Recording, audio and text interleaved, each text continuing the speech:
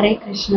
మనం day to day లైఫ్లో usually చెప్తాము, మార్నింగ్ లేచి స్నానం చేసి దేవుడికి పూలు పెట్టి నైవేద్యం పెట్టి అగరబత్తి పెట్టి మంగళారతి చేసి అమ్మ అన్నీ చేసేసాను.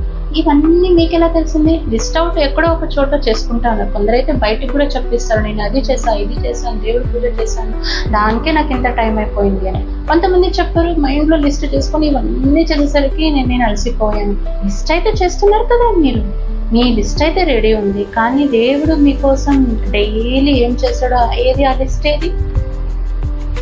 ఆ లిస్ట్ కూడా ఉండాలి కదా, అప్పుడే మనకు తెలుస్తుంది మీరు చేసింది ఎక్కువనా దేవుడు చేసింది ఎక్కువనా. Who is working more on home? మీరు దేవుడి మీద వర్క్ ఎక్కువ చేస్తున్నారా, లేదా దేవుడి మీద మీ మీద వర్క్ ఎక్కువ చేస్తున్నారా?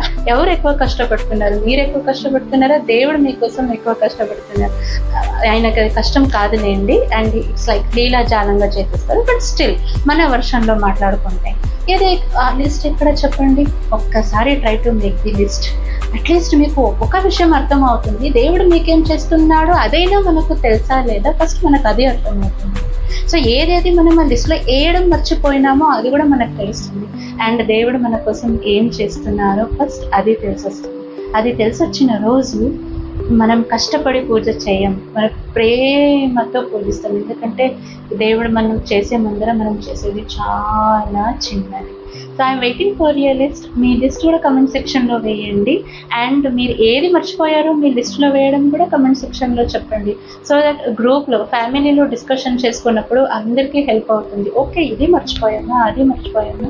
So I'm waiting for your comments in the comment section. Also text Hare Krishna so that I will come to know that you people are enjoying the reel. Thank you. Hare Krishna.